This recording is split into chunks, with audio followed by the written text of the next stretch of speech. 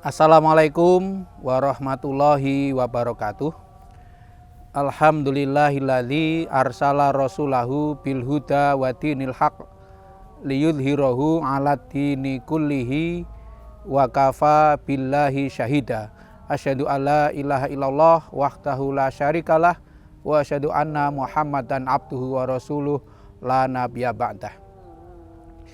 Pemirsa Mimbar Unima yang berbahagia, setelah kita membicarakan tentang dakwah di tengah keragaman, maka kali ini saya akan meneruskan dakwah yang terkait dengan hubungan antar umat beragama.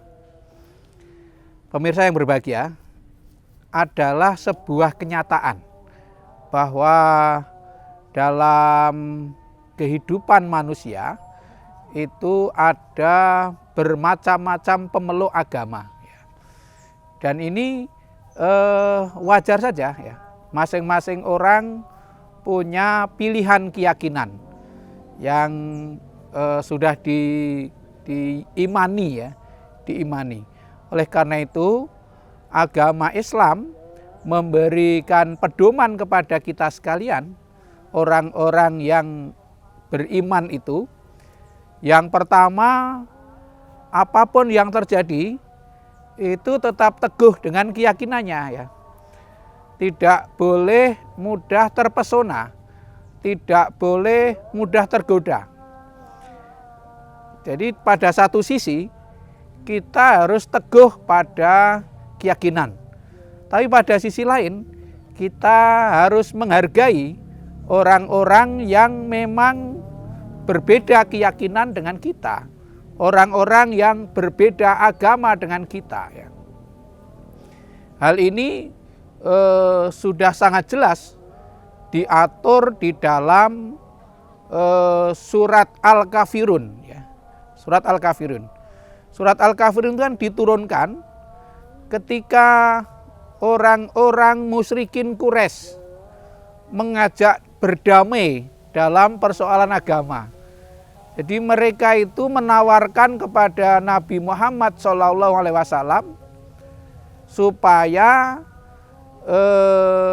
Nabi Muhammad itu dipersilahkan tetap memeluk agama Islam, tetapi diminta supaya tetap memelihara tradisi-tradisi beragama yang sudah ada. Jadi keyakinan masa lalu jangan dihilangkan. Kemudian orang-orang musyrikin Quraisy juga mau menerima agama Islam, asal mereka itu sama seperti tadi, agama Islamnya tetap diterima, kemudian keyakinan masa lalunya tetap dipelihara. Nah, sehingga harapannya terjadi sinkretisme ajaran agama itu antara ajaran agama masa lalu dengan ajaran agama yang dibawa oleh Nabi Muhammad. Tapi oleh Allah SWT, Kanjeng Nabi Muhammad diperintahkan untuk menjawab, Qul ya ayyuhal kafirun la a'budu ma ta'budun wala antum abiduna ma a'bud. Katalah Muhammad, wahai orang-orang kafir, saya tidak akan menyembah apa yang kamu sembah, dan kamu bukan penyembah apa yang aku sembah. Gitu. Ini kan persoalan yang sangat prinsip ya, persoalan keyakinan, persoalan akidah, persoalan ibadah, itu tidak bisa dikompromikan, tidak bisa dicampur adukkan ya. Jadi ada prinsip yang sangat tegas. Ini persoalan akidah dan ibadah. Kanjeng Nabi diperintahkan untuk mengatakan, saya nggak mungkin menyembah apa yang kamu sembah. Dan seandainya kamu itu ikut beribadah saya, aslinya kamu bukan penyembah apa yang aku sembah gitu. Nah, sampai itu diulang 2 kali ya. Sampai di puncaknya lakum dinukum waliyatin. Bagimu agamamu dan bagiku agamaku. Ini mengandung pesan bahwa dalam beragama itu sepenuhnya merupakan pilihan individu pilihan seseorang. Tidak ada paksaan di dalam memeluk agama. Dan Al-Quran memang mengatakan demikian. La ikraha fiddin. Tidak ada paksaan di dalam memeluk agama. Sehingga kita orang Islam tidak boleh memaksa siapapun untuk memeluk agama Islam ya. Apalagi mereka sudah memiliki agama, kita tidak bisa memaksa orang lain untuk memeluk agama Islam. Sebaliknya, orang lain juga tidak boleh memaksa orang Islam memeluk agama mereka. Ini kan satu prinsip yang luar biasa menjamin kemerdekaan beragama bagi siapa saja. Nah, inilah tuntunan ajaran Islam ya. Jadi tidak ada pemaksaan di dalam beragama. Bahwa ada orang yang karena terpesona oleh keindahan ajaran Islam, dan itu berbagai macam peluang ya untuk terpesona oleh keindahan ajaran Islam, kemudian dengan kesadaran sendiri menyatakan memeluk agama Islam, mengucapkan 2 kalimat syahadat, itu adalah keutamaan. Dan itu atas kesadaran masing-masing, bukan atas pemaksaan dari dai Islam atau dari mubalik Islam. Nah, jadi pemirsa yang berbahagia, dalam hal ini sekali lagi dalam urusan memilih agama adalah hak setiap individu. Apakah mereka mau mengikuti ajaran agama Islam atau mengikuti ajaran agama yang selain Islam. Nah, pemirsa yang berbahagia, dalam hal ini Muhammadiyah memberikan pemahaman kepada semuanya bahwa ketika dalam urusan akidah dan ibadah, maka tidak boleh ada kompromi antar agama yang satu dengan agama yang lain. Tetapi dalam persoalan muamalah duniawiyah, dalam urusan pergaulan sehari-hari dalam kehidupan bermasyarakat, tentu tidak ada halangan untuk saling bekerja sama di antara siapapun dan apapun agamanya. Orang Islam boleh bekerja sama dengan orang Nasrani, boleh bekerja sama dengan orang Hindu, boleh bekerja sama dengan orang Buddha, bahkan orang yang tidak beragama sekalipun, dalam urusan keseharian, dalam urusan keduniaan, dalam sosial kemasyarakatan, tentu semuanya ukurannya adalah profesionalitas. Nah, oleh karena itu, ini merupakan satu prinsip yang adil ya. Jadi ketika urusan akidah dan ibadah itu masing-masing. Tetapi ketika urusan sosial kemasyarakatan, kita bisa bekerja sama, bisa tolong-menolong, bisa saling membantu, bahkan dalam urusan ilmu pengetahuan. Nah, itulah sebabnya Muhammadiyah dengan semua amal usahanya itu melayani semuanya ya. Jadi perguruan tinggi Muhammadiyah itu menerima mahasiswa dari berbagai macam agama.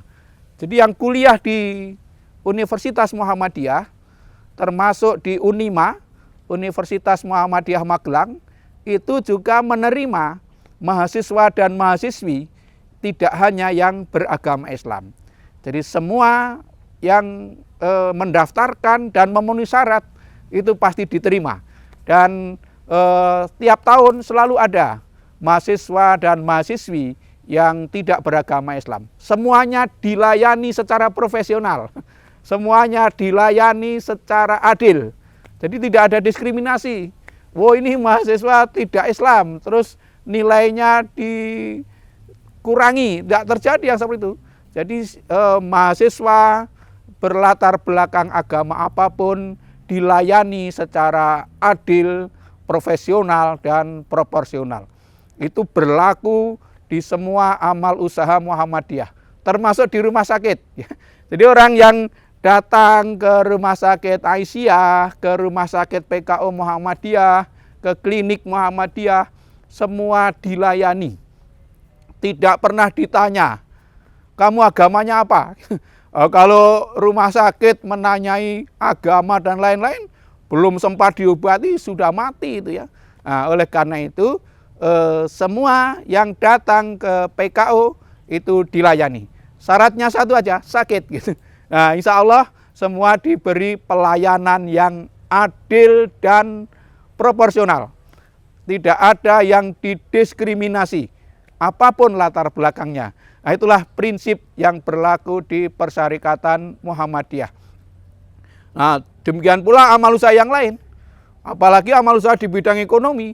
Wah, itu sangat memperhatikan persoalan profesionalitas di dalam bekerja sama.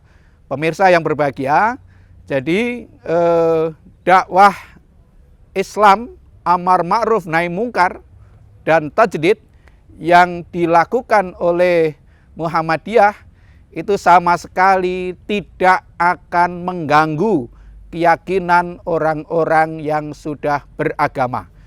Jadi tidak pernah ada pemaksaan atau mengajak orang yang sudah beragama untuk memeluk agama Islam. Yang kita lakukan adalah mengamalkan ajaran Islam yang sebaik-baiknya. Kalau kita sudah mengamalkan ajaran Islam yang sebaik-baiknya, kemudian ada orang yang terpesona, lalu mereka dengan penuh kesadaran menyatakan bersyahadat memeluk agama Islam, itu bukan halangan bagi mereka. Dan itu bukan karena pemaksaan.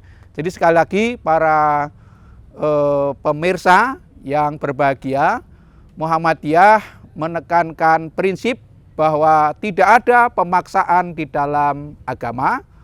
Kemudian dalam urusan sosial kemasyarakatan kita bekerja sama dengan sebaik-baiknya, secara adil, secara profesional dan proporsional. Nah, maka amal usaha Muhammadiyah itu selalu bermanfaat bagi semuanya, tidak pandang bulu dalam urusan perbedaan agama, apalagi hanya perbedaan organisasi. Itu sama sekali tidak menjadi kendala untuk senantiasa bekerja sama dan tolong menolong. Itulah yang bisa saya sampaikan, yang pada pokoknya dalam urusan akidah dan ibadah itu tidak bisa kompromi, tetapi dalam urusan sosial kemasyarakatan kita selalu bekerja sama dengan siapapun menggunakan prinsip adil, profesional, dan proporsional. Mudah-mudahan bermanfaat. Billahi taufik wal hidayah. Assalamualaikum warahmatullahi wabarakatuh.